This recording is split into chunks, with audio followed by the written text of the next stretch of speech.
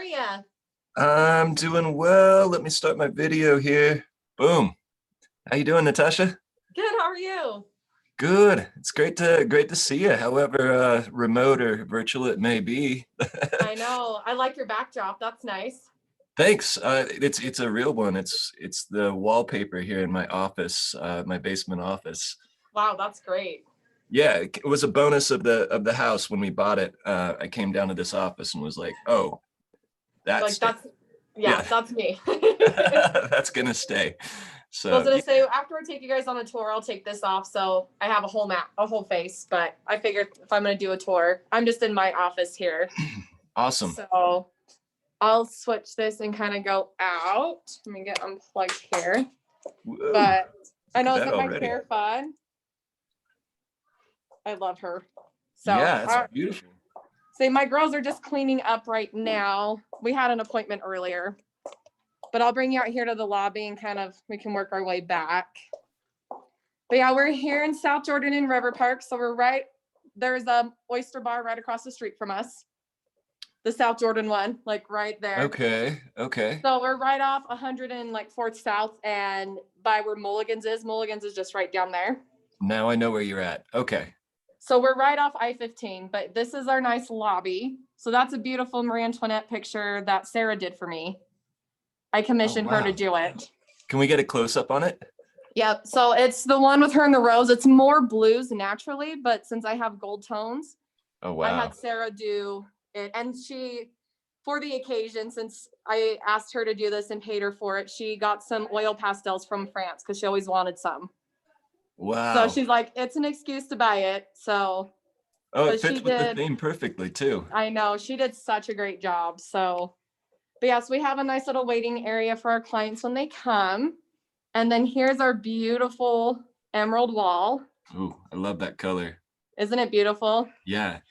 And then, yeah, we've got one of our gold mannequins here in the window and another one of our throne chairs. Awesome. But this desk was already here. So we just kind of refaced it with some new kind of like veneer wood and then changed out the countertop.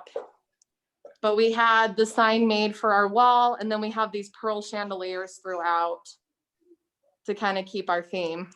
Awesome. And Natasha, before I go too far with things, let me give you an introduction and then let you introduce yourself a little bit as well. Perfect. So Natasha is a former student of the program, an alumni that has gone on to start her own store.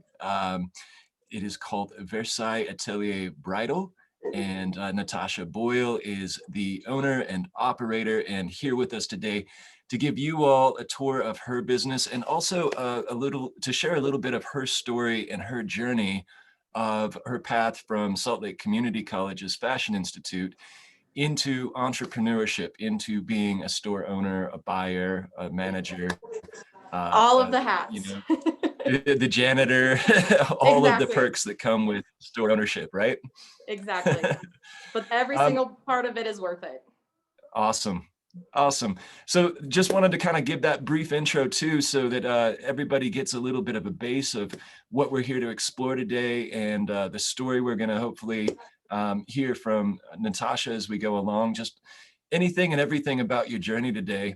And, so that said, let's go back to the tour because I think this is exciting. Yeah. For me, one of the coolest things I think is seeing my students go forward and actually push that dream, make it happen, right? So whether it's opening your own bridal shop or opening an Etsy store or doing that mobile thrift store or you're going into styling or photography, I just love seeing the success stories of students making the leap and landing somewhere that they're really happy about. I mean, that's just kind of the coolest thing that any of us can hope for as teachers. Yeah. And it's fun seeing a lot of the ones that I graduated with go on to doing their similar dreams and taking those next steps. Like it's cool to see because I feel like in our programs in the industry that our students are in, they're very much in a entrepreneurial mindset. Like they have that cap on of, I have a vision and I want to do things different, but I'm learning how to do it different so I can put myself out there and make those changes in the world. You got it. So, well, and I mean, it's it's on us as creatives, right? Like, you know, as you know, whether as fashion creatives or artists or designers or whatever it may be, it's on us to really kind of create our own jobs. I mean, that's the root word of creative, right? And It is. a lot of times the thing that we find out is there's not a lot of people like out, like Marc Jacobs isn't out just scooping up all the fashion students right away. It's oftentimes you got to become your own Marc Jacobs, or you got to become your own Natasha Boyle and start your own Exactly. private store, right? Exactly. It's a lot of fun. So, all right. Well, then, do you want to continue the tour, and then we can sit Yeah. down and go over all the questions? So let me. Yeah, move let's go this. back. Let's go back to the tour. I hope I didn't cut that off too much. No, no. And I just got, I guess, excited to show off because the nice thing is I loved your visual merch class. So I felt like it kind of helped me envision this space. But as the bride walks back, they kind of get a glimpse here of the open space. I'm going to show you this. So this is the other accent wall I had. I had a friend of mine, I paid her to come paint Oh, wow. florals for me. So we had our Instagram wall, very important in today's age. I love the But it flower was just, work. yeah, it was just a way for me to kind of bring in more of like the garden and the florals that Marie Antoinette loves so much. Yeah. Wow. So really yeah. pretty, Natasha. Who's the artist on that? Her name is Mackenzie Flink. Really so pretty. She is an amazing artist. Her husband and I have been friends for years. And she's always wanted to get into doing more wall art and being commissioned to do that for like creative homes and things. So my wall was the first wall she's ever done. She normally does more like actual paintings or sidewalk chalk. She's always at the festivals. So oh yeah, she does. I doubt this will be her last job. Yeah. No, but beautiful. I mean, like she did this in less than a week. Wow. Wow. But yeah, it turned out beautiful. It's exactly what I envisioned. Like she pulled it out of my head and made it. So it warms my heart every time I see it. Yeah, no kidding. And then off to the left when you come in, these are all of our private dressing rooms. So each bride will have their own private room. Most bridal shops have a curtain with like pony wells, and it's not very private, but each bride will get their own room. So we've got some chairs in here, kept with the theme of the artwork. These pages I actually printed from the French archive. So these are pictures of swatches from books Marie Antoinette was given from Rose Bertin. Oh, wow. And that's Rose Bertin's handwriting. So it's her describing each material and what she would use it for, whether it's a day dress, evening dress, formal wear. But I had some of them printed to hang up in the shop just to kind of help tell a story. Really awesome. I love the way you're just weaving the theme all the way through. Like, you know, a lot of people would just take something like that and say, oh, Versailles, just because it sounds fancy, but like kind of lose the whole context. And I love that you actually like are putting the whole fashion history of, you know, of Rose Bertin and Marie Antoinette and the Versailles Palace. It feels cohesive. It's really, really nice. Yeah. Well, thank you. And I got to go there. It was about 8 years ago. And the whole time I was there, it was weird. I felt like it was a place my soul had always yearned for. Like it always felt familiar. And when I went, I just felt like I was at home. Like I walked in there and I was like, if this could be my house, like if this kind of decor could be in my house, this is how I would decorate my house. Awesome. So I tried to bring in those elements, but keep it more modernized for those reasons. Because even though I love the over ornate, it can either get to be too much or look really old. And I want to look fresh. So that's why we've kind of kept more minimal and everything. But I mean, even here, I'll show you even our smaller ones. So this is a smaller room. So I've got 2 large rooms and 2 smaller. So even the smaller room, we have an oil painting in here, but even the smaller room still is fairly large. Wow, and really nice too, given you know, the current situation with pandemic and whatever. That's a pretty safe, secure sort of in-person experience there in the store. Yeah, and I wanted the brides to have their own private spaces, just because this is a very intimate moment. And when you're kind of thrown in like a makeshift curtain room and everybody's sitting together, it's really hard to have that moment for yourself as well as with those that are most important. So one of the first things I wanted was private dressing rooms. Like that was something that I was like, that is not something I want to budge on. Like I need that to give the experience that I want. So yeah.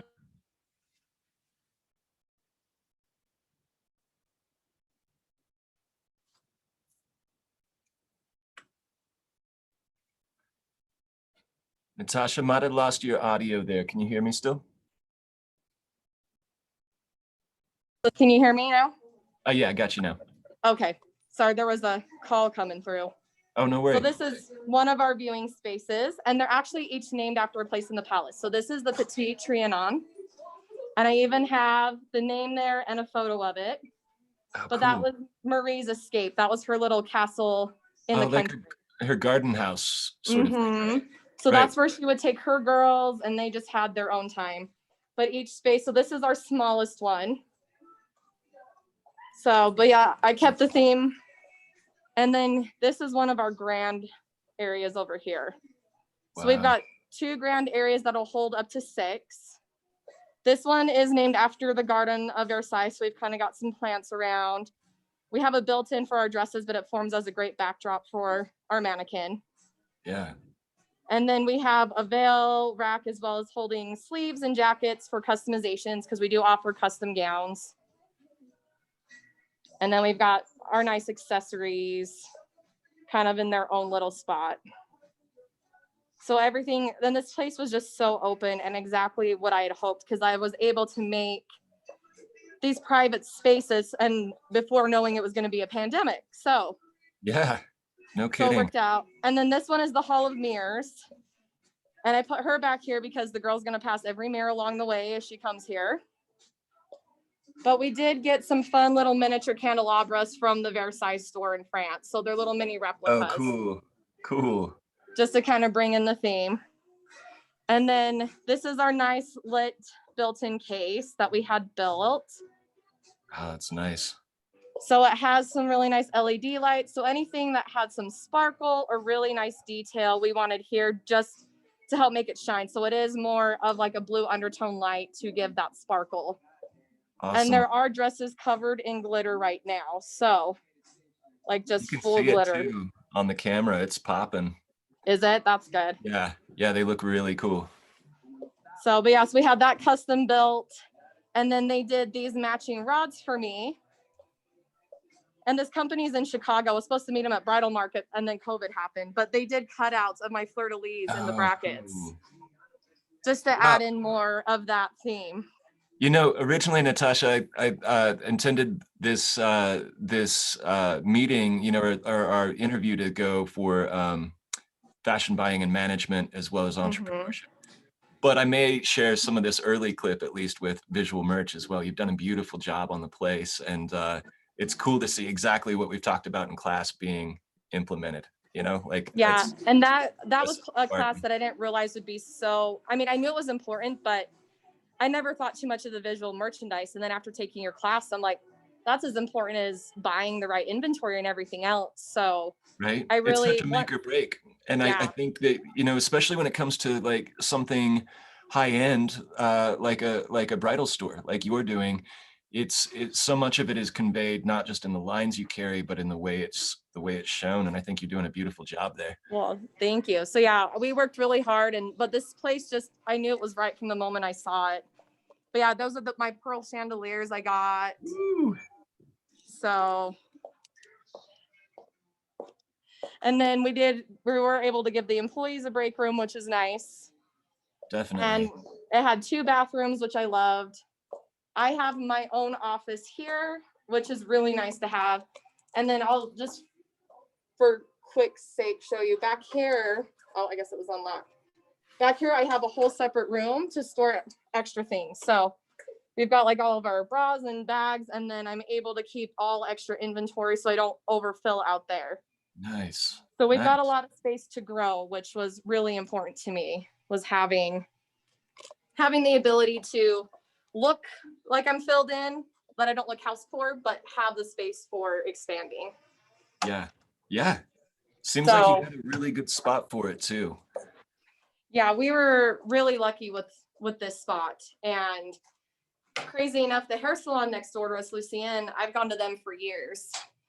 And I never once realized this spot was here, like ever. And it had been empty for 5 years. And as soon as I saw the pictures of it, I was just like, that's it. Like even before I walked it, I just knew it was it. And my husband, being the more analytical mind's like, well, we'll go tour that one. Let's tour some of the others. The broker sent our way. Like, let's just make sure, because this is a big deal. But I've been really good about listening to my gut. Like, I have a voice that's just very strong. Sometimes it's kind of passive, but other times when something's right, it's just like loud, saying, this is it. Like, trust it. This was supposed to come your way. This is the right spot. So we looked at probably a dozen different places, but as soon as I walked this space, everything I wrote down on a piece of paper, I set the intentions I wanted. I said I wanted the private dressing rooms. I wanted to have that nice reception area with a nice desk so that guests can sit and relax, kind of get an idea of what it's going to be like. I don't want it to walk in and immediately think they can serve themselves because there's dress racks everywhere. We're studying this as a different type of shopping experience. And then having the private viewing spaces, being able to do the built-ins to house my dresses very nicely. So it looked more of that higher end couture look, and making sure my girls had their space. I had my space. Brides' dresses can be separated from inventory. So there's, less chance of things ever getting lost or confused. And everything I wanted was right here. That's so and cool. It just blew my mind that all the things I had asked for were in a space. Yeah. Well, you may be hitting on a couple good points, which maybe get a little bit more into the ethereal part of what we studied in school too. But it's in that idea of knowing what it is that you're going for, right? Like, kind of putting those intentions out there and envisioning it and seeing it. Got your plan. And then when you see it, you know what it is, right? Because you've already envisioned that. You've asked the universe for that, or whatever it may be. Exactly. It's about listening to that intuition and knowing a pretty clear picture of your why and what you're going for. And all of a sudden, just, it's cool how things will kind of open up that way. If you're listening, right? But exactly. That's part of it, is being intuitive through it. It's cool. Yeah, your story with that, I mean, is almost like the story we had with this house, right? Bought this house like 2 years ago, but it was the same deal. I wrote a list. I was like, I want it full of like natural light. There's going to be just enough space for this. I kept it pretty basic, but it was an exact description of the house we found, which I'll tell you, the last year of living completely in this place, I'm so glad. You can imagine that intuition. So I think that's a kind of one of the soft skills of a lot of entrepreneurs that maybe we don't always give enough credit to, right? Is a little bit of that intuition and that envisioning and the kind of the softer new age skills maybe that are important actually in really forming a vision, which is cool. It is. So, and like I said, just having that ability to write it down and allowing myself to dream. It's like, I may not be able to have everything right away, but what are the fundamentals? What is the most important thing to get the platform to then grow to what maybe the vision is 10 years from now? But having these things is, I've worked in a couple different stores over the last 10 years, or I guess 3 stores over the last 10 years.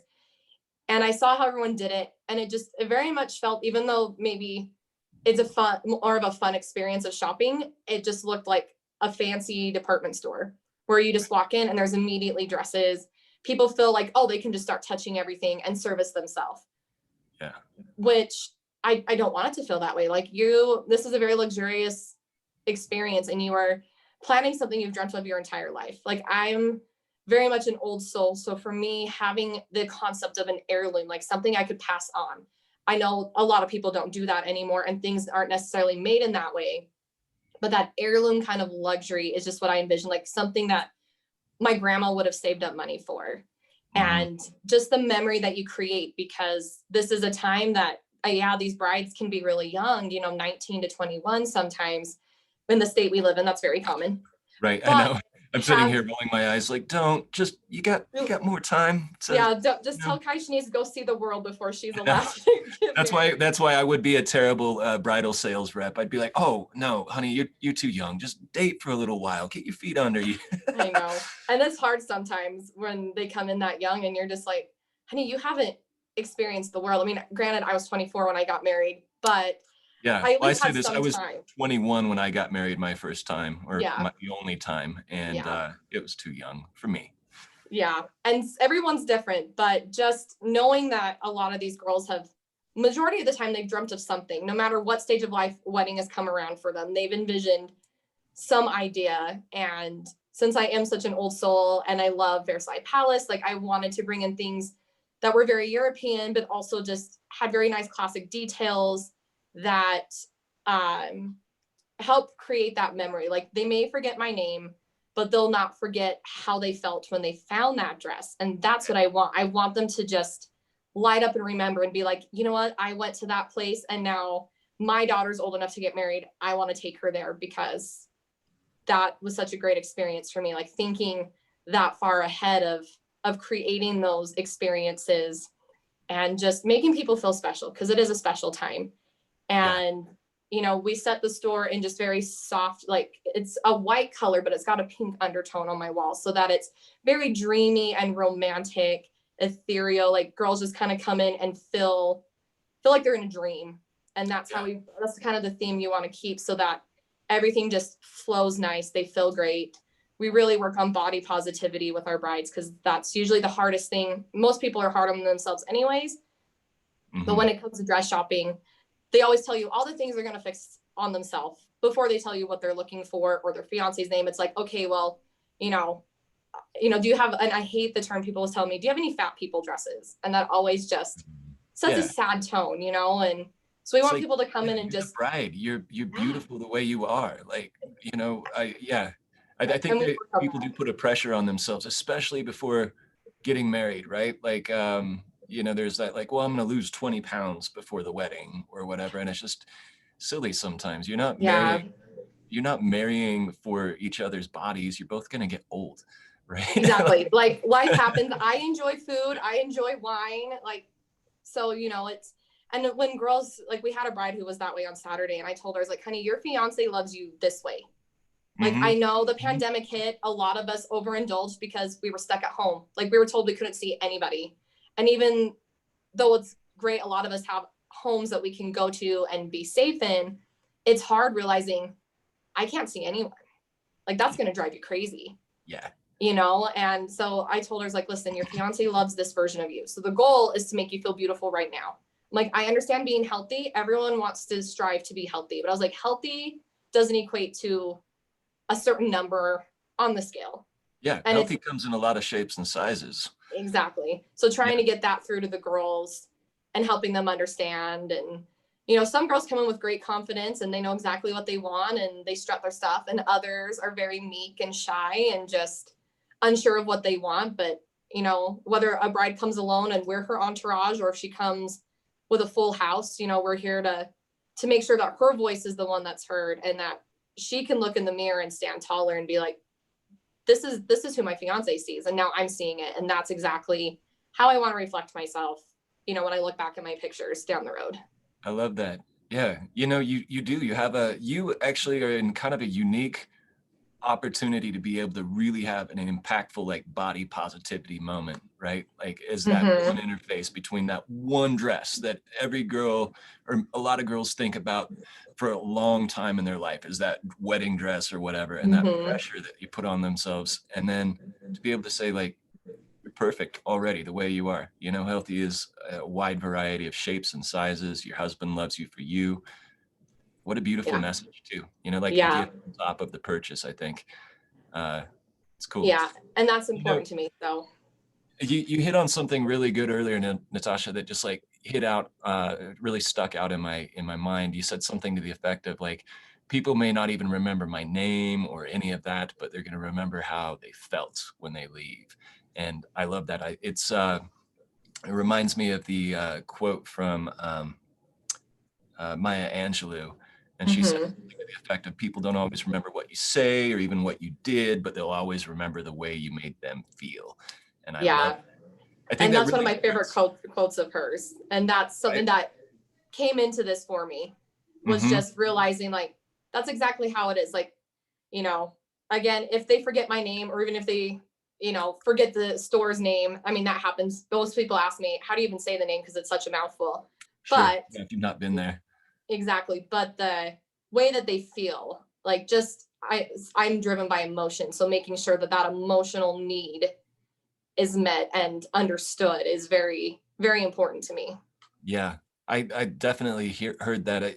And maybe you can tell me as well, you know, a concept that we talk about through a lot of my classes is having a why behind your project, whether that's a visual display or starting a business. And I'm getting a real strong sense of why. It's like to create that feeling, to have that kind of heirloom sort of sentiment about something meaningful. But Mhm. in your own words, I mean, what would you describe as the why of your business if you haven't already perfectly said that? No, so like you said, my why is that memory. Over the years of helping brides, like I said, it always felt so fast paced and more just like something on a checklist that they needed to accomplish. And where I am such an old soul and sometimes feel like maybe I lived other lives in more simple times or maybe more ornate in decor times, I've realized just the stories I hear from like my grandparents and how differently they grew up.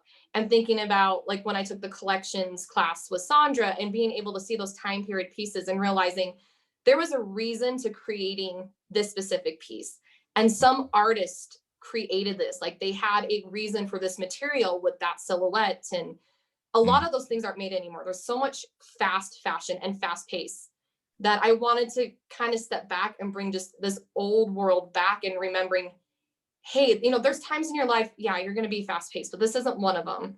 Like, this mhm. is something that's going to go by so fast. So enjoy it. Like, let's enjoy the process of transitioning you from a young woman into a you know into a bride, now into a married woman. Like there's a whole like just this whole transitional period, and so many times people just want to quickly get through it, like they just want to get it over with. Yeah, yeah. So I No, wanted to nothing to be change that. rushed. I like Yeah, that. or I'm like, I you're like gonna that. be married for a long time. I know people have reasons sometimes for getting married quicker, and we're here to help adapt to that if need be. But just reminding them that, you know, this is important. Like, you know, there's reasons why it takes time to plan such a large, elaborate event.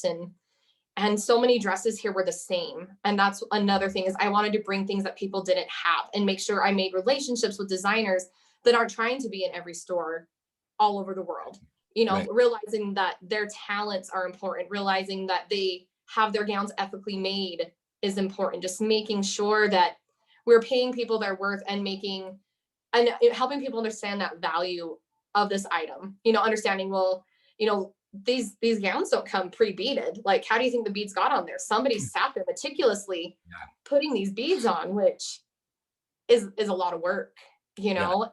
And knowing where the fabrics come from, you know, if they can keep it local within their country, that costs dramatically changes, whatever. But just bringing in, just like I said, the memories, the heirlooms, the European luxury. Like, we are in a state that is expanding. Like, we're getting so diverse in culture, and people with money are really moving in here and wanting those nicer items.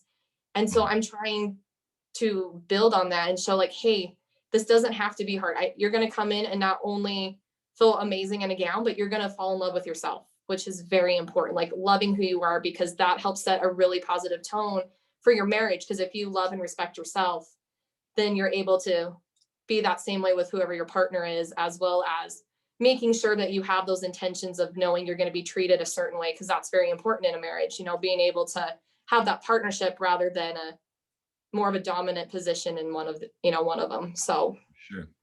For sure.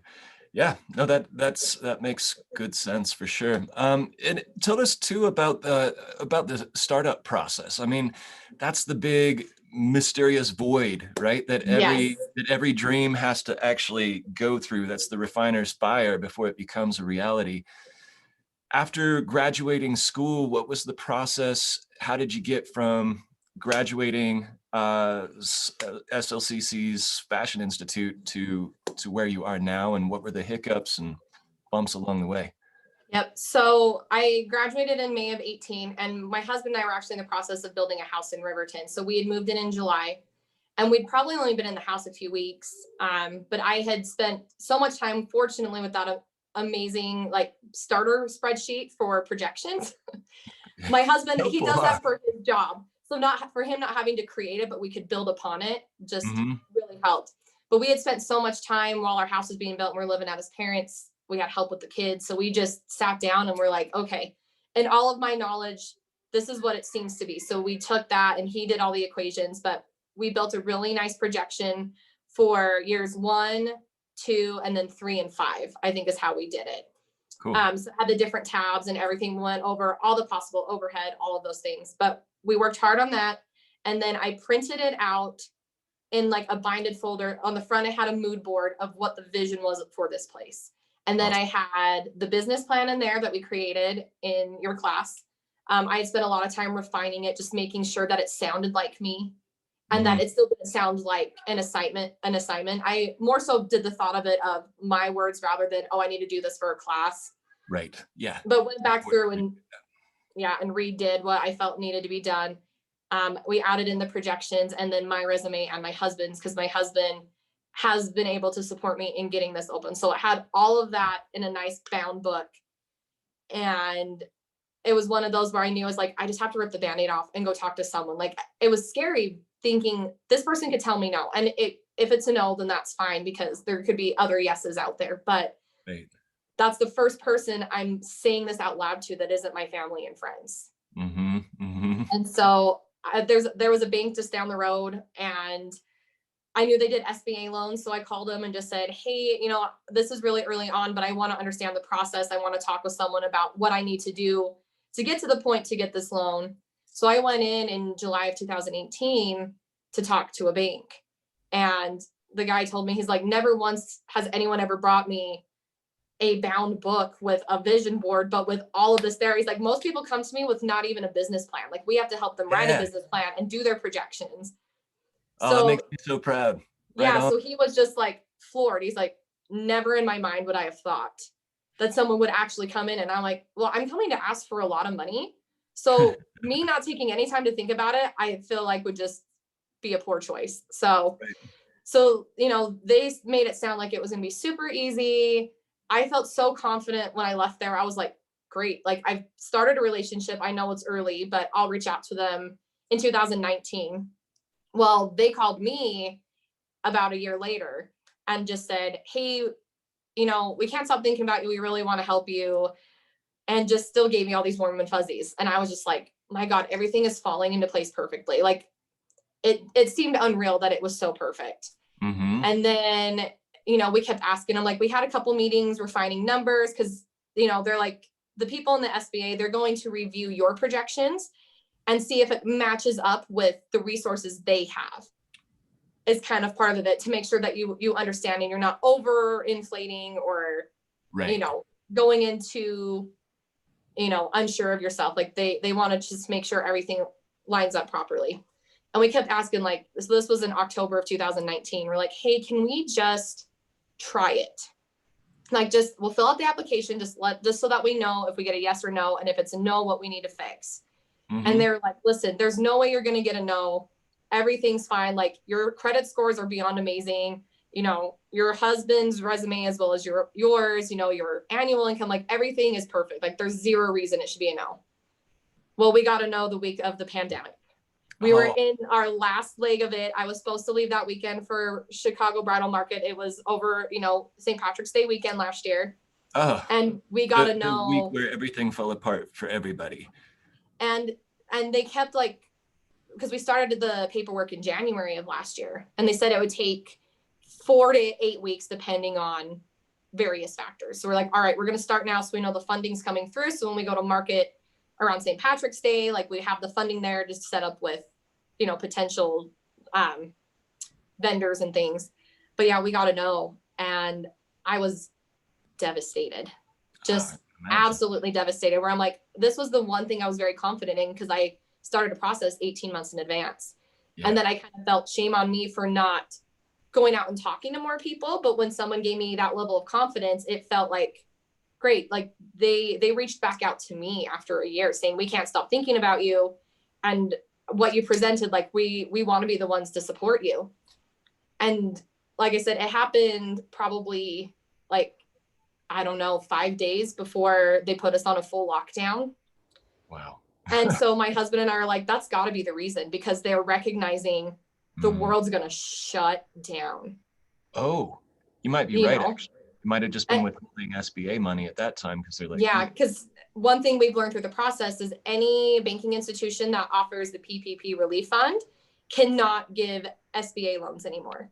So if you decide to give SBA loans, you don't give the relief fund because they want to kind of keep that money separate and keep the institution separate. okay.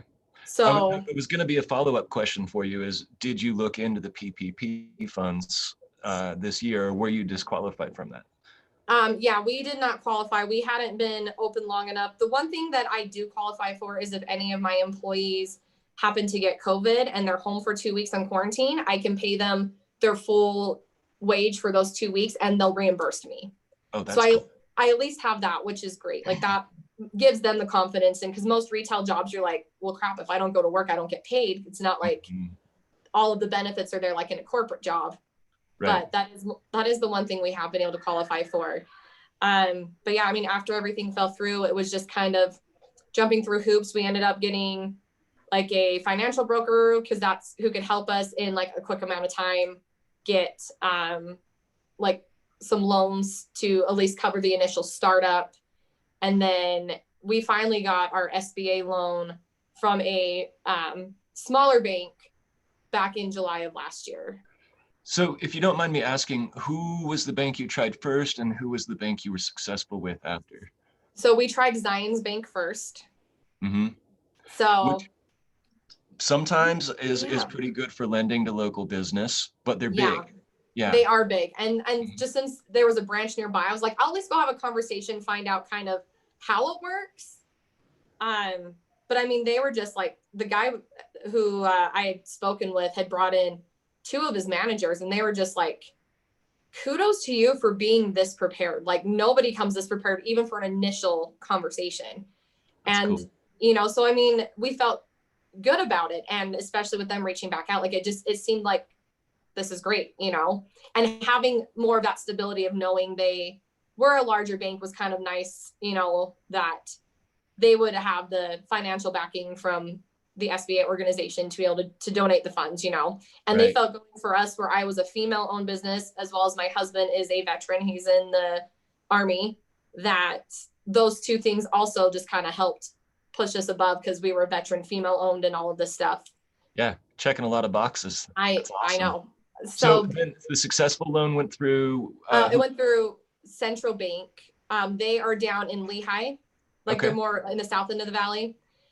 I fell in love with this bank. They have a very similar why. They are still a family run business. They are on their 8th generation of family run. Cool. And they wanted to continue giving money for SBA because they knew that there were businesses still trying to start up even in this time. And they're like, there's so many larger, well-known banks that are giving the relief funds. They wanted to stay doing SBA because that's part of their passion, is helping people's dreams come true. So, and it's going to be the key to recovery after the COVID, right? This is a conversation I have with friends quite frequently, is we're all kind of hibernating, staying safe, locking down. And I think we're largely unaware of like maybe the economic damage we're going to see when we walk out of this. Yeah. You know, how many little local bars and restaurants and venues and things that like have made downtown so enjoyable for so long, how many of those will remain? And how many Subway sandwiches and Chipotles and whatever replace those icons? I hope not. The key to recovery is going to be the mom and pops, like what you and your husband are doing. And so, yeah, know that I'm cheering for you guys. I think most of us are really cheering for you guys, because that's what's going to make it worth going out again, you know? Yeah, exactly. Is having those places. And and I've always appreciated small businesses, but now actually being a small business owner, they mean even more to me, where it's like, what's your story? Like, just sit down and let's have a drink and tell me your story, because I want to know everything you've been through, you know. But I mean, never once in my life did I ever think in our modern day and age would we see a pandemic with a virus. You know, it just seems like we have all these medical advancements. We're fine, you know. I was under that same naivety. I thought, oh, pandemics are a thing in the past because nowadays we've got science and medicine. And of course, we kind of spent a good year ignoring science and medicine. So maybe that's kind of why we're in trouble. Oh, God. So, but yeah, so I mean, COVID really, really did impact us. you know, I mean, when we had a timeline of all the things we need to do. So it was like, okay, we're going to start the SBA stuff in January so that we have funds to go to market in March. I had reached out to the designers that weren't carried in the state that were going to be at market and wanted to meet with them. There were some that weren't traveling, but I was going to set up virtual showrooms with them and ask the right questions and whatnot. And then it was, okay, and so we had our lease signed in January for this place. And the one thing I will tell your students is when they are looking for a brick and mortar, to get a broker, a commercial broker who understands all the legal jargon, who understands the rates, because if you do it yourself, they're always going to put the highest rate possible for rent, for cam charges, you know, but having that broker who could be like, no, like the rate in this area is really this much. So we have a baseline for negotiations. Yeah. And your store's been empty for 5 years. So we want to negotiate. Exactly. And, you know, never once would we have thought of negotiating a tenant improvement. And that was something they were able to negotiate. So they did up to it was like $22 a square foot is what they would cover. But if it exceeded that, then whatever the overage was, we covered. Oh, that's cool too. Yeah. So they actually invested in your renovation of the place as well. Exactly. So, awesome. So just having that person there to not only help us find spots to look at, but understood a baseline of like, no, this is really what the average is for this area, making sure that as it inflates, because obviously cam charges and rent inflate, you know, that those things were covered, making sure that we knew how much of the exterior is covered, you know, to what point, how much inside is covered. But yeah, we started negotiations on the lease in January of last year. And we were like, okay, if we can get it signed, ready to go before we go to market, because that was part of the thing with market was we needed to have credentials. So not only our EIN number to show that we were registered with United States and in the state of Utah as well, but having a lease just to show like, hey, we actually have a location. We're not open yet, but this is where we are going to be. Business cards, you know, there were so many things that they required. But the landlord here was amazing. And we negotiated that we wouldn't owe rent until they handed the keys over to us, which was projected in June. And then with everything of the pandemic going on, and it delayed getting our funding, it delayed even our gowns being made because the world was shut down. I called my landlord and just talked to him honestly. I was like, this is where I'm at. You know, I was like, I know you guys have already done so much. Is there any more relief that I can get? I want to make sure I start on the right positive foot as much as I can right now. Yeah. And they were able, because of the relief funds they get from the government, they were able to relieve tenants. So they were able to relieve us until October. So we signed a lease like in February, like we had it fully signed in February of last year, and we didn't pay our first month's rent until October. Right on. That's such a blessing for a business, because you're starting in such a hard time anyway. You need it's nice to be able to have a few little advantages to get you going. Exactly. So yeah, but that broker definitely set the tone right for us so that we could build the relationship and be able to have open conversation like that, which is never easy to do. You never want to say, we're in a really tight spot, which is not how we planned things, but they knew, I mean, they checked in on us. They're like, do you guys think you're going to, because we thought we'd open in August is what we had projected, like end of July, 1st of August. And then we didn't open till October 1. Wow. You know? Yeah. But yeah. Well, that's it's an interesting thought too, as you were talking about like lease negotiation and whatever. I was like, I wonder if that could have, applicable bearing to have a quick conversation about that in entrepreneurship as well, because it is a common thing that you run into if you go into brick and mortar, and it's confusing for a lot of people too. Like, what do you mean triple overhead cam rates? What do you mean a shell agreement? What do you mean? And there's some things like that are useful to know as a store owner. Kind of don't learn unless you crash and burn through that lesson. Yeah. And I mean, and for us, because we have so many good friends that are realtors. And so before we even started looking, they're like, listen, when you're ready to look, we know commercial brokers, and that's who you want in your corner. You want someone who does what a realtor does. They do the negotiations. They help you find the spaces that you're looking for based on your criteria. and they put your intentions out there. Obviously there's people you can find with not great intentions. So again, it's just, listening to your intuition and then also doing your research on the different brokerage companies. But that was definitely something that was put in my ear early on, just from friends who were looking out, and it definitely paid off in the end. Yeah, I love that. Well, and that actually segues really nicely into the next question I was going to have for you, which is to tell us a little bit about how you prepared you for the journey, and then what sorts of things did you learn post-graduation that maybe you wish you would have learned in your time at school? Like, what was the most helpful things from school, and then what were like kind of the biggest gaps you found as you went into the business world on your own? Yeah, so things that really helped were mainly for me was especially entrepreneurship, having you guide us in understanding how to write a business plan. Like, that is the fundamental of the entire business, is understanding every part of it, even the parts that I'm not the best at. Like, I'm not the most financial savvy individual. I'm more of the creative. So knowing who my team members are that are going to help keep me grounded and understanding those logistics, but allowing me to have the platform to reach for the stars. So having that class was huge. And I know I'm a rare bird where I always knew what I wanted to do. Like, this has been my passion since I was 3. I've always drawn pretty dresses. I thought I'd be more Vera Wang when I got older, but as I grew up, I kind of realized more of what was important. And this side of it's more important to me than being the best ever known designer. But that class was very important. Visual merch was one that, like I said, I hadn't really thought of. And then we did the display, especially we did it for Dara Modern that year. That's right. That was his first like Christmas storefront. Yeah. And which, side note, I actually got to collab with him in a photo shoot at the commercial club downtown. He had some of his furniture there. So that was really cool. Dustin's one of the coolest. And again, another alumni of the program. Yeah. So he had some amazing stuff. But just that visual merchandise and understanding the flow, like, made me really think, where it's like, okay, I really need to think about the mood. Like, how do I want to set the mood? What colors are going to reflect that mood? How comfortable do I want someone to be? Do I want them to be in like the most comfortable couch they never want to leave?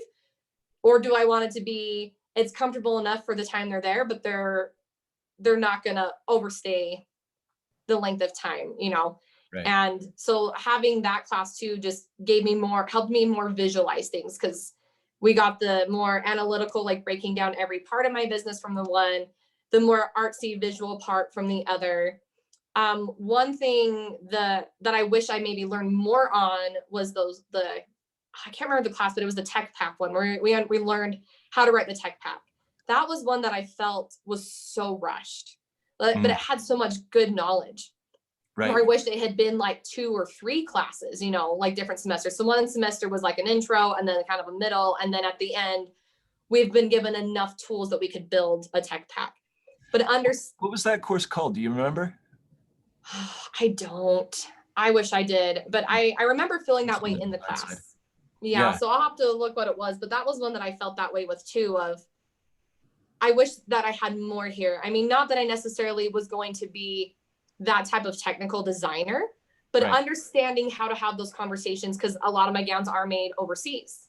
So understanding in translating information, because I found designers who let us do certain modesty builds. So making sure that the translation's done right, making sure that we're doing the measurements the way they do, because in the US we measure things slightly different than they do in like the Ukraine, or my London gowns are made in India and different things. So just understanding those different metrics and how they run. But that class taught me so much how to understand, like, oh, are we using the appropriate stitch for this material and type of clothing? Is the thread the same as the material? So if anything's dyed, like, are they going to dye the same? And things that I never would have thought of, but I was really excited to hopefully implement if I had gone to market, because I'd be able to look at those gowns, like look at the seams and the structure and things. But that class was just so rushed that I had wished it had given me a little bit more to build on. Like, I feel like it gave me at least some fundamentals. And fortunately, I'd done sewing classes before,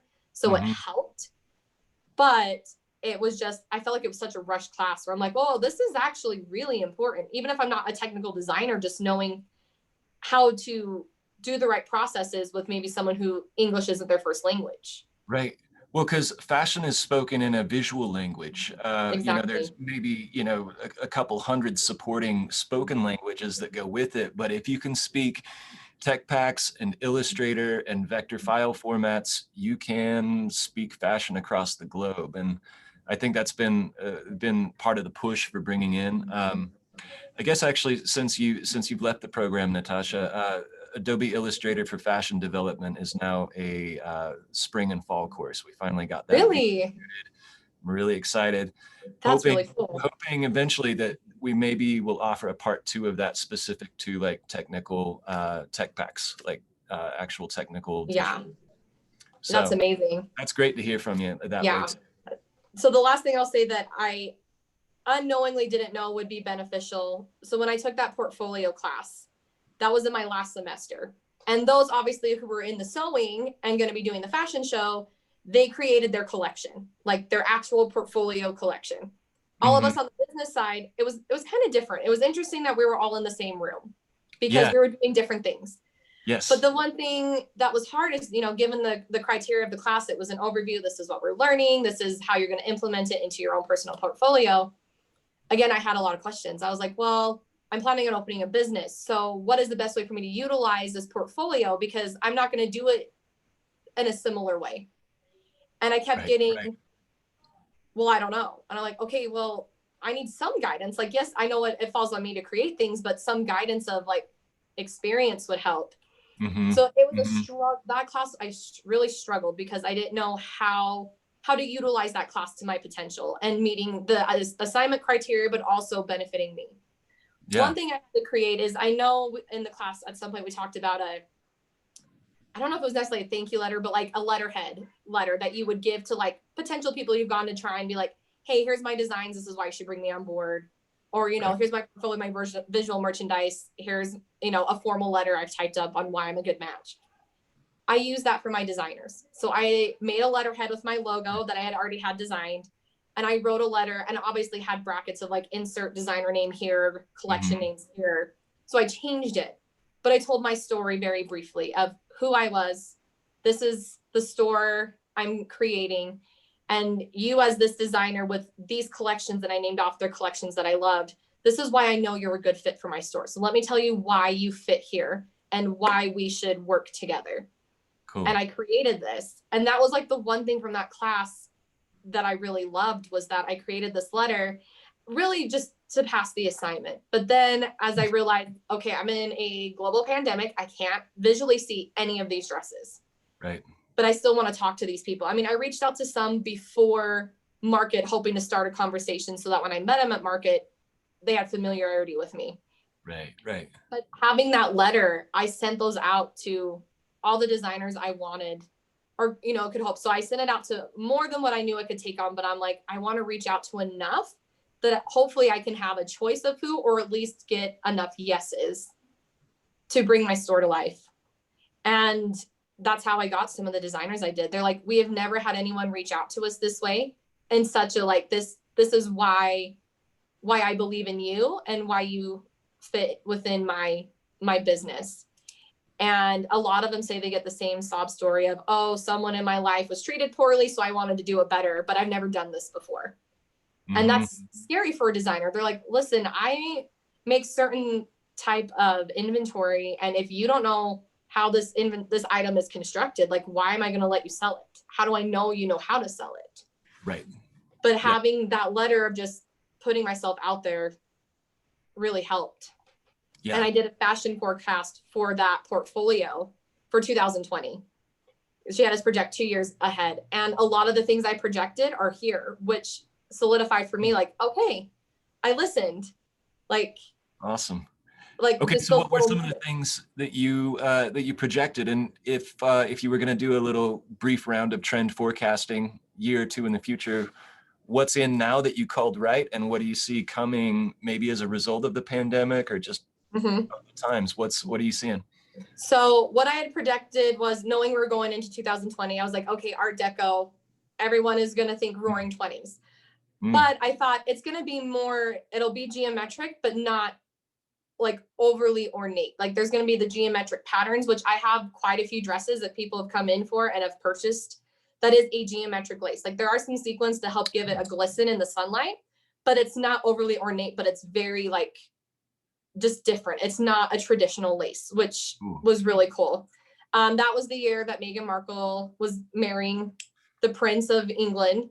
And so there was always the talk about, okay, well, what is she going to wear? Well, in the news, you know, everyone's always trying to project. And it's like, well, one thing I thought of was Meghan wouldn't have been next in line. So Kate Middleton's dress was very queen-like. It was over the top, ornate, like very dramatic. But I'm like, she's not going to be queen. Like she's at the, like towards the bottom of the pole. Like there's a lot of people in front of her. So she has a little more flexibility. And there was an old interview with her about her loving JFK Jr.'s wife, Caroline. I can't think of her last name, but she had a very simple, like satin dress, like spaghetti strap, had a cowl neck. Like it was not over the top. It was just a sheath dress, just very easygoing. And I was like, she's going to have something satin. And everyone's like, no. She's marrying a royal. She's going to be ornate. I'm like, no, when you're not first in line, you can do more of your taste, but you still have some regulations. Like in the church, you got to be a little more modest. Right. So I was like, she's going to bring back just simple satin. Like we have been so over the top since Kate Middleton got married with Queen Anne collars and the long lace sleeves and just very like so much detail in one dress that you don't know where to look first. I'm like, even though we're going to bring in some Art Deco elements, we're also going to bring back some classic shapes. And then in the conversation of a royal wedding, everyone reminisced about Princess Diana and how her baby's getting married and how proud she would have been. And then that brings up Princess Diana's dress with the very dramatic sleeves. And dramatic sleeves are everywhere. Everywhere. Like, like the leg of mutton kind of puffy sleeve, or even we've got lantern sleeves, we've got bishop sleeves, we've got sleeves. Like people were doing so much, either like a lot of strapless dresses or very tight fitted long sleeve. That was what was in style. But now people are doing all sorts of sleeves. And a lot of our sleeves from our Ukrainian designer are detachable. So you can have a long sleeve or take it off and it's a tank. Oh, that's cool. So it's versatile. Right. So yeah, it was just more of like, I knew there was going to be a mix of some type of Art Deco, but where we've had so much detail for so many years, I'm like, it's going to be more of a pattern rather than like all the glitz and glam that people think of a flapper girl. Yeah. Like more of like the elements. And then with a royal wedding, that always sets a trend. That is a very significant thing people look at. You know, people take from royal families. There's not many anymore, but they do. And then for us here, our version is celebrity. So it's like, what is a celebrity wearing? You know, people recreate that. Yeah, it was just fun to see because I predicted the satin dresses, I predicted the puffy sleeves, and then the Art Deco lace. Right. And those are the items I was able to find and bring and are becoming popular. And now there's even more, like puffy sleeves are just huge, which is just mind boggling to me. All the things I used to tell my mom, oh, that'll never come back because it was awful. It's here. It has made its way back. Oh yeah. Awful just goes in cycles, doesn't it? Like it things that you think like, oh, that's just pendulum swing look. Like you guys taught. Like it goes from one end and then it comes back. Yeah. And we have. Yeah. Again and again. That's funny. Yeah, I'm sure that's wild. How about any pandemic specific stuff? Masks, antibacterial fabrics, anything like that coming in, or is it kind of? I mean, we haven't been asked too much on masks because we kind of came in where we opened in the fall. The pandemic had been around long enough. A lot of people are planning the end of 2021 into 2022. Okay. Like there are some sooner weddings now. But a lot of the people are a little bit more forward thinking of like, I don't want to get married in a mask. I don't want to have a pandemic wedding. So how do I not do that? Oh, I need to plan in advance. But I mean, one thing I've thought of is if you think back in history, which history of costume was another great class where it taught you a lot of reasons of like, what was the zeitgeist of the time? What did it create? Like all the political stuff, how did it translate to clothes? Well, in previous times when we had a pandemic, large ball gown dresses came out because it purposely puts social distancing. Like, you know, like just, I mean, you couldn't get too close to someone if they have a giant ball gown on. Right. I mean, Marie Antoinette wore her cage gowns more so to make political statement because she was told you're a woman and you're not allowed to voice your opinion. So she wore it on her body and made sure that no matter where you were, you could see her because she was so dramatic. Right. And her presence thinking was physically felt, it was right? physically there. Yeah. But just knowing we have, again, the whole you need to stay 6 feet away from each other, I've actually been selling a lot more ball gowns than I thought. Hmm. Like very ridiculous. Like one of my designers is from Texas and they're my custom designer. And they have a ball gown named Florence who has a 6 foot train. And that is normal. Like in Texas, they're crazy on their trains. But I mean, we've got a 6 foot train on a giant ball gown, and it's just like the only person who can be close to you is your fiance, and they still can't even get that close. Like no one is going to be near them. So I've wondered if that's something that's going to trickle, if there's going to be more ball gowns and more, because people are kind of simplifying right now on the quick turnaround of doing more of like the simple sheath dresses that are just silk satin, nothing on it, because it's a backyard wedding or a Zoom wedding in their living room. Something that they want to feel special, but they don't want a lot of fuss or a lot of money spent. But now that people are kind of forward thinking, we have been denied gatherings, social gatherings. So I think people want that, hey, I'm here, notice me, gravitate towards me like a moth to a flame, and just really ridiculous, ornate, and then just large dramatic dresses, because people are missing that aspect of life, and I think it's really going to show in dresses. I could see that, where it's like everybody's hungry for excess and extravagance in a way, right? Just a little burst of it, not like we're trying to be excessive or whatever in our Exactly. lives, but like we miss those little luxuries, like going to a concert or a really nice fancy wedding or a live band Exactly. or whatever it may be. You just Yeah. like, I could go for a little bit of that right now, Exactly. So I I think predict that. I predict like a 3-month party, like Oh, of global, course. once we Oh yeah. finish this. It's going to be pretty fun, I hope. Yep. I hope so too. I'm missing that social aspect like Hmm. crazy. I'm a social butterfly, so at least this job gives me that a little bit when we do have brides, like having interaction with others.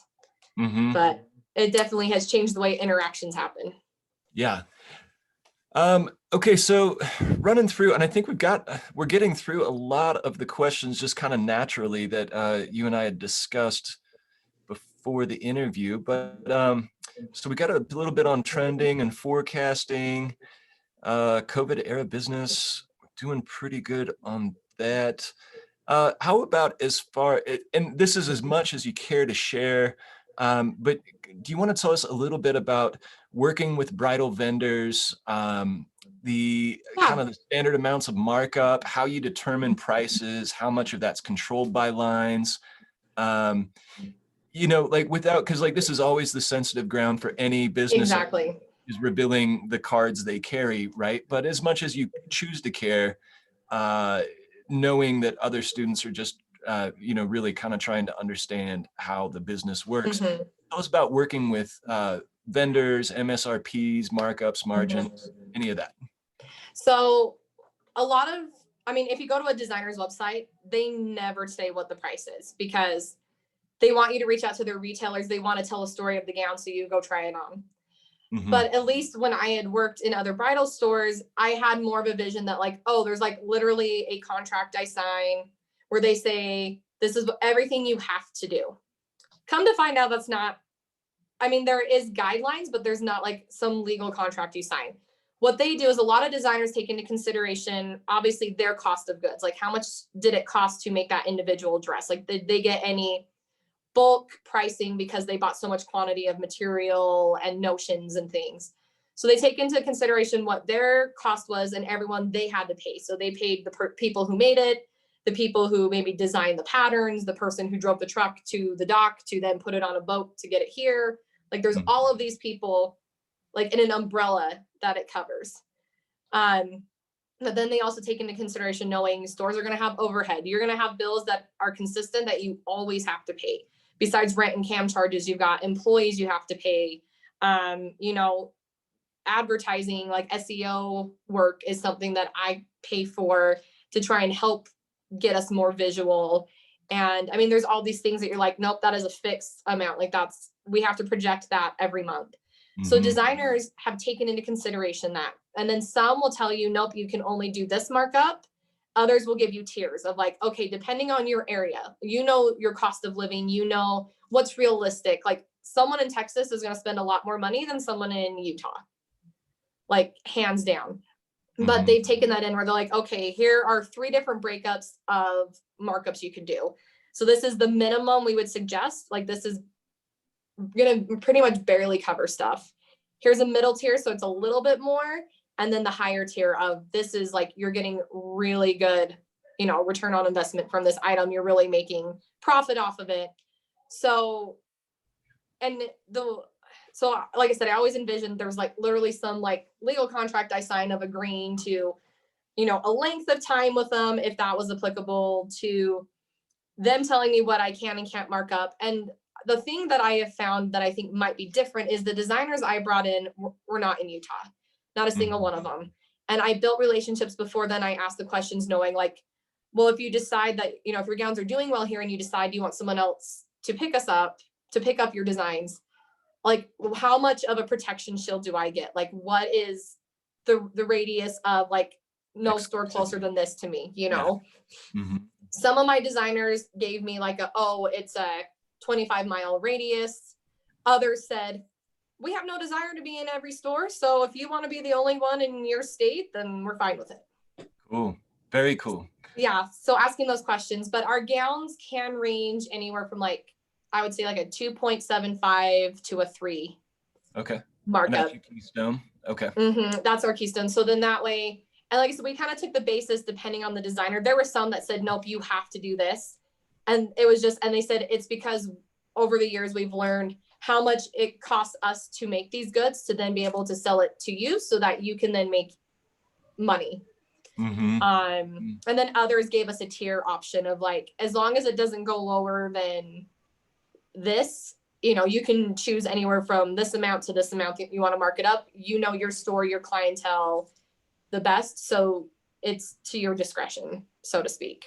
That's cool. It's a little different experience than I had being just directly in retail fashion, where there was a little less price control, but I actually expected a lot more going into bridal. I know, and they can be, some boutique owners really get stuck in pretty heavy contract agreements. Like G-Star is an example I use frequently. Like it's down to number of Salt Lake boutiques because they get over wrapped up in this line that has like $30,000 minimum purchases and $18,000 renewal purchases. Yeah. And then you just and that sucks. a G-Star. And I mean, Yeah. And one of the questions we asked, is there a minimum? And one designer of ours had a minimum of, well, we have maybe like different level of vendor. So if you're a basic vendor, you don't have any exclusivity. But if so that's a very small minimum of order. But if you want to be the only store within like 25-30 mile radius, then we expect you to spend this much for your initial inventory order, or at least, which, I mean, some of them were like, oh, it's like a minimum of 10,000. And you're like, that's really easy to hit. I mean, we spent a lot of money. Yeah. But a lot of them, some of them you have to order a minimum of like 2 or 3 new styles from their collection. So it depends on the quantity, whether it's just, only 3 dresses. It has to be 3 different styles. But some of my designs I brought in 2 of, and so it's different sizing just to encompass more brides, because it's a good universal dress for any body type. So some of them have that kind of minimum, and others are like, if you want to order something great, if you're not in position to, not a big deal. It's cool. And so a lot of them have been, I think, a little more lenient because of the pandemic. And I mean, a lot of the designers we carried were just, I think, excited that we were trying to even open and that we were able to pay them upfront in full because we had been funded for the collections. And so we had one designer who ended up giving us a discount because we paid upfront in full. So then that cut the cost down for us. So then we make a little bit more when we, sell that dress. Right. Awesome. Yeah. And I'm sure for them too, it's probably nice. I'm sure a lot of them are used to working with net 30, net 60 sort of, accounts and waiting to get paid back. So a new business coming in and being able to pay cash outright, that's really cool. Yeah. So it worked out in our favor. But yeah, I mean, it's a matter of taking all the nuggets you guys have taught us and asking their vendors the right things, like understanding, yeah, like you said, minimum orders, yearly minimum orders. Some of them, once you get to a certain level of relationship and you have like, you pay everything in full all the time and they know that you're worthy, they'll start giving you line of credit. So you can just charge it to your line of credit and then pay that off. So there's all those different things that maybe you wouldn't have thought of. And you're like, oh, wow, that's convenient. Like, that's really nice. Like having all of those options, and it makes you sound like you know what you're doing and you're not just on a whim doing this because it sounds fun. You're invested and understand the process and want to have a lifelong relationship. Yeah.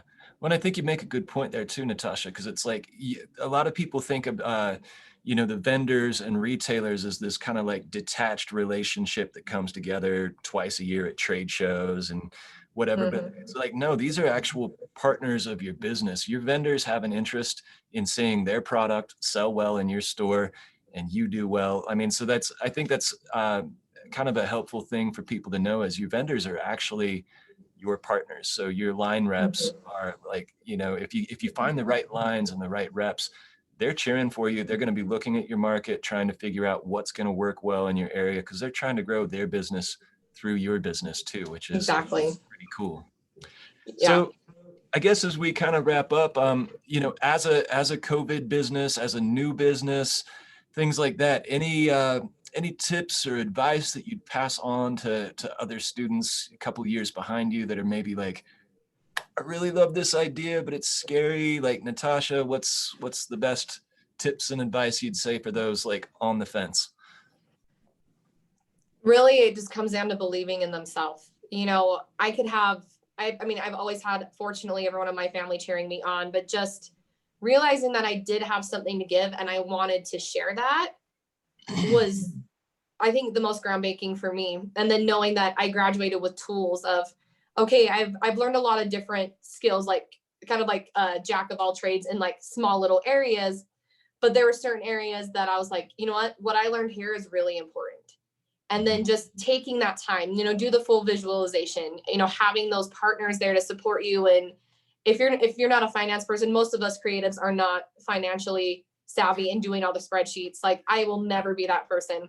So I'm very fortunate that that's what my husband does for a living in his civilian job. He's a project manager of multi-million-dollar, billion-dollar projects all over the globe. So that's something he has to do in his line of work on the daily, are those spreadsheets. So he understood how to take the basics of it and make it more like, wow, this is really great. So finding those people to help support you in doing all of even like your accounting stuff, having someone who does CPA work to help you with your taxes and things, like just making sure you find good people to support you. And a lot of people are really nice. Like, if you just call them, or, when we're not in a pandemic, and stop by their place and just say, hey, I have questions. Like, I haven't even started anything yet. One of my designers I did that with, I reached out to him 2 years before I opened and just said, hey, I am in the process of trying to get a bridal shop open. I'm probably about 2 years out. I actually found one of your dresses doing a project for school, and I have been obsessed with this one dress of yours, and your gowns aren't here in my state. Are you open to a conversation? And the rep who responded, she's actually the same age as I am. So Cool. It was fun. We found that mutualness, and her and I have become friends. Like, even though Ukraine's 9 hours ahead, we'll message each other, like, other than business stuff, just to check in. And, where I wish that I could go travel and see her and have a drink with her, because she's amazing. But just, I asked those questions and they didn't shy away. Like, there were some others that maybe I reached out to and I got no response, which I expected. Yeah. But just having someone respond and say, sure, what questions do you have? Yeah. So just being willing to put yourself out there a little bit. And, you're going to get people who say no or don't respond. It sucks. But the people who do respond, there's a reason. They see something within you and like, I wonder what they're about. Let me talk to them. And then just, the forward thinking, that visualization, like you said, writing down the intentions of whether what the business is or how you want it to visually look, just having like a full understanding of all of those moving parts, so that when you close your eyes, you can just see where everything is supposed to be and be like, this is it. Yeah. Yeah. So, Heck yeah. Yeah, you guys have done a lot of great work, and gave me a lot of things that I wouldn't have gotten anywhere else. So thank you Well, for all that you've done and what you're doing for students, because you're teaching something that's, I can't imagine, easy to teach, but also probably very rewarding to teach. it's moments like this that make it rewarding for sure. I love seeing, you know, I think that's the coolest part about being a teacher, is being able to pass on skills that maybe you've learned along the way, and it helps somebody else, and then they're finding their own successes. And now at this point, you're in this opportunity to inspire the next wave of students. So thanks so much for giving us time and taking us on Of tour. course. Really cool. Really cool. Well, thanks, Matt. I appreciate you. Yeah, likewise. Keep in touch. I'll stop by the store soon. Want to come Sounds see it good. in person. And for anybody else interested in visiting Versailles Atelier, it is give us the address, the website address, Sure. social handles, all that. So we are at 10684 South Riverfront Parkway in South Jordan, Utah. Like I said, we are just west of I-15. So if you get off on 104, head down the hill to where Mulligan's is at the river bottom, hang a left into that whole area of restaurants and shops, and we're right there. We're right in between a hair salon and Zupa's. So Cool. whatever you need is right here. Very and then cool. our website is va-bridal.com. And we actually just got our brand new website launched in the last 2 weeks. We had a company working on it for us, and it's so much better than what I could have imagined. So check that out. And then our social medias, we always post from Instagram, and it does share to Facebook. So on Instagram, it is at Versailles_Atelier_bridal. On Facebook, I think it's VA Bridal, just all one word. But yeah, we love what we do, and we can't wait to help future students that might be getting married someday, or if any of them just want to come and see the store and ask questions.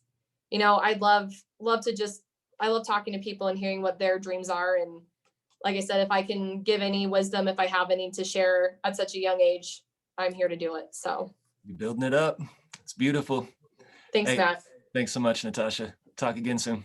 Sounds good.